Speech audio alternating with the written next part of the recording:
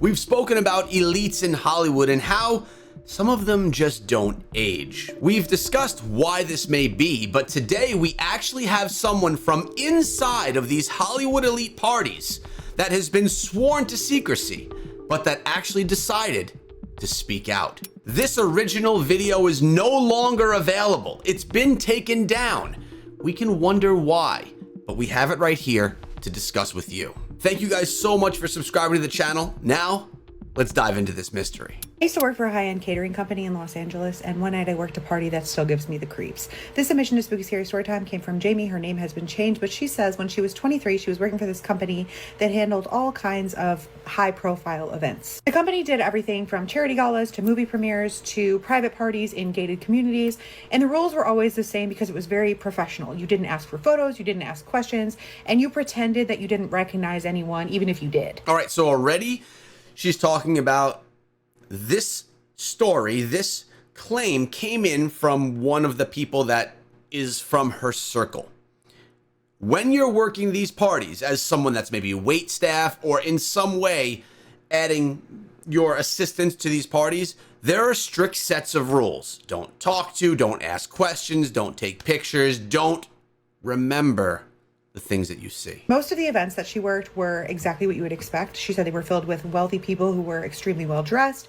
They would drink expensive champagne and eat these tiny bites of food that cost more than her entire weekly grocery bill. But the night in question that she is sharing the story about happened in the early 2000s. And she said she thought going into it that it was a Halloween party because it was near the end of October. The way that the company was structured was that everyone on staff for an event would carpool together in the catering van. And so on the night of this party, she and all her coworkers, as well as her manager, were in the catering van headed to the event when right before they pulled up to this mansion in Hollywood Hills, her manager turns around from the front seat and she's like, same rules as always. This client values privacy above everything else. This is a corporate fundraiser if anyone asks. And anyone that you see tonight, you did not see here. Damn. This was not unusual. As Jamie said, that this was sort of the same little speech they got anytime they were coming up to an event.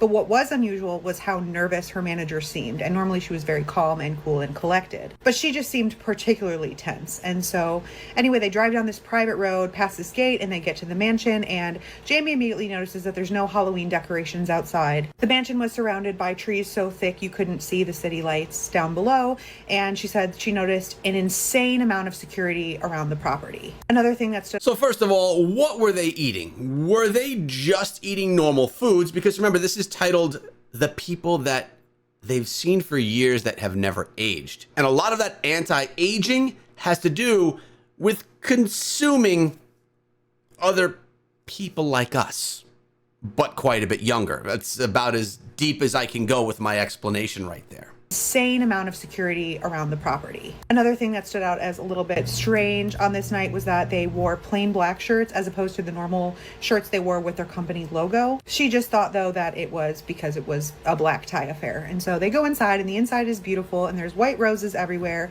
And again, there's no Halloween decorations. All of these limos and nice cars are dropping off the guests as they're starting to arrive, and people are slowly being ushered in by security, and she is walking around with a tray of champagne. Some people were people that she had seen on TV, others looked vaguely familiar, and the host was this beautiful blonde woman with a small birthmark that she did not recognize at all. There were about 150 people, give or take, but everyone just sort of smiled politely at each other and were having very light conversations, and she remembers saying to one of her coworkers, like, man, this party is stiff. Now remember I mentioned that this video is no longer available. I actually have to find this video through watching someone else react to this video, which is part of the reason why you hear a voice in the background saying certain things overlapping what this woman is saying. I apologize for that, but this is the only version of the video available to get this information. As always, I'll be linking the original video in the description of this one. They agreed that the whole party just felt rehearsed, like everyone there was pretending to have a good time instead of actually having a good time. But you know, normal party, nothing out of the ordinary. And around 10 p.m. that night, her tray was empty and she had to go back to the main service kitchen to get more champagne. But she noticed that the party had filled in at this point and everybody was standing pretty close together in this main area.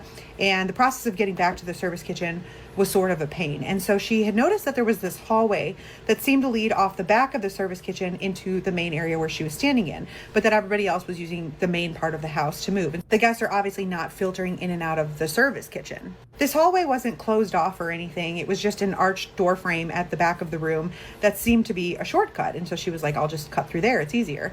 And so she enters the hallway and she noticed that it did seem to end in the service kitchen.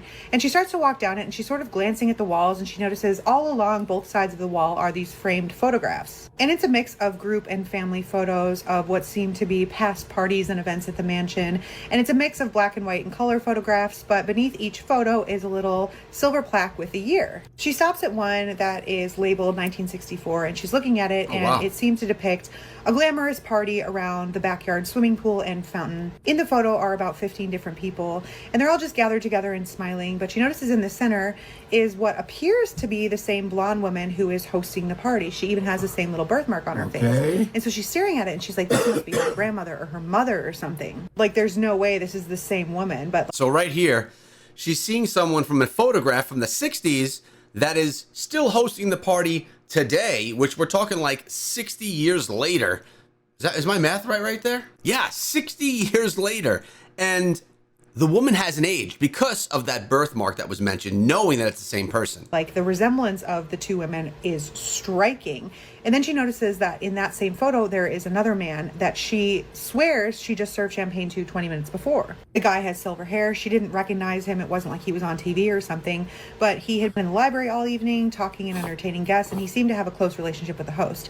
And it appeared to be the same man in the photo. She said even the wrinkles around his eyes were the same in the photo. It wasn't a younger version of him. It was exactly the same man. So she kept looking at the photos on the wall, and she was trying to make sense of what she was seeing.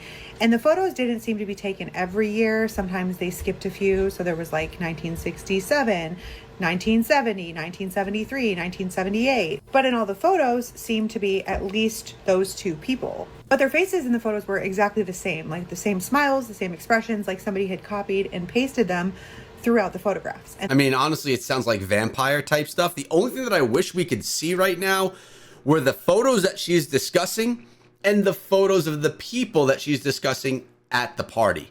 That would really be like, yes. As of right now, we're just listening and trying to determine if there's any truth to this. And then she heard footsteps behind her, and so she turns around, and there is the silver-haired man that she had seen in the pictures. He smiles at her almost in like a friendly way, and he says, you shouldn't be back here. And he didn't seem to be intimidating or like trying to scare her, but she's just like, oh, I'm sorry. And she said she started apologizing.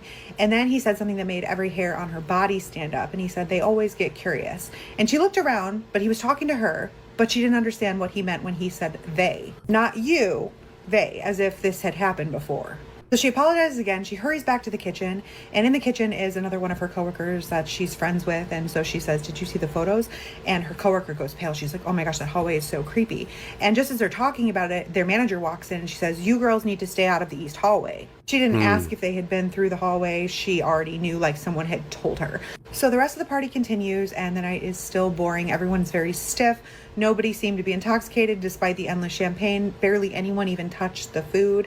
But around midnight, all of the conversation seemed to stop, and everyone headed out toward the back garden. Jamie says there was no announcement or anything like that. It was just a woman in an elegant green dress stepped outside first, and the rest of the guests followed as if they had some unspoken instruction. It was a quiet procession outside. Nobody spoke a word, and Jamie's manager instructed all of the staff to stay in the kitchen, but she said curiosity got the better of her and she peeked outside. And that's where Jamie says she saw what still bothers her, because all of the guests had gathered around an empty stone fountain just off the side of the pool. Nobody spoke, nobody moved. They simply stared at the empty basin of the fountain for nearly 5 minutes. This is like a fountain of youth or something like that. They then began to hum before the blonde host of the party stepped forward and emptied a vial of something into the fountain. She heard her say, we remember the first bargain and we honor the unseen. The host appeared to continue talking, but Jamie says she couldn't make out everything else that she said. One by one, the other guests stepped forward and they seemed to be dropping personal items in the empty fountain. And she said she couldn't quite make out what these items were before her manager came out and told her to go back in the service kitchen. Even strange things are happening right now, because as I'm watching and you're watching this still woman's face, That's what I'm watching as well. This is not a technical error on our side. Something is going wrong with the video that's initially made, which is just quite strange. Jamie says she did as she was told, but then said that curiosity got the better of her and she had to see what was going on. And so she said she had to use the bathroom and snuck back out to the cracked door, where she watched everyone still gathered around the fountain, standing in a perfect circle, not speaking, just smiling at whatever was inside. She said from where she stood, the fountain looked completely empty besides whatever small objects they had dropped in. And then she says just as soon as she had seen it, she blinked and it was over. Everybody stopped smiling all at once. They all started talking to each other and the party seemed to resume. By 2 a.m, everyone had cleared out and they packed up the catering van and headed out. But on the way back, her coworker, who had also seen the pictures, pipes up from the back of the van and she's like, so who else here besides Jamie saw the old photos? She said, what was going on with that? You know, that was so weird. And the manager who's driving pulls the van over on the side of the road and she whips around in the front seat. She says, if anyone wants to continue working for this company, you need to forget this address. And Jamie says this was also odd and out of character for her manager, because while she wasn't necessarily her friend, she had never shown this level of stern communication with the staff, especially seeming without reason. And so that was that. They got back to where they were headquartered and they went home for the night. But she says a few weeks after that, she and her coworker, who had also seen the photos, were suddenly let go without explanation. Neither of them had even had so much as a write-up, so it just felt very sudden. And both of them just received a short call that said their services were no longer needed. And she said at the time it feels random, but when she thinks about it now, it does seem strange that those two were the only two who had gone down that hallway, or at least they were the only two who had spoken up about it. And she said she still wonders what was really going on in that party. And even though years have passed, her curiosity still gets the better of her sometimes, and she will look up that address.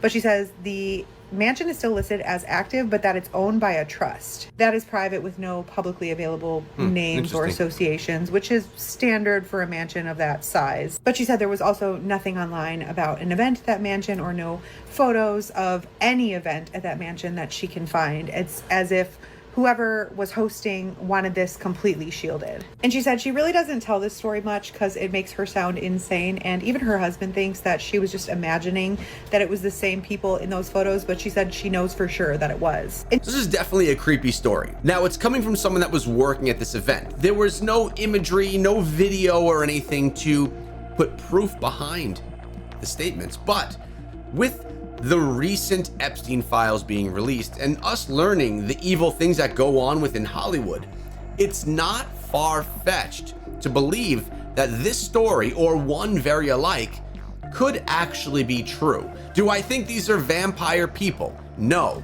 But do I think that there are these high elite societies of people that engage in rituals, potentially even satanic rituals, and ones that have sacrifice involved for the consumption of meats that would actually help you maintain your youth? Very strange conversation we're having here today. I'm curious on what your thoughts are. I'll be linking the video that I'm reacting to down below. Thank you for watching. Check out this one if you're interested, and I'll see you over there.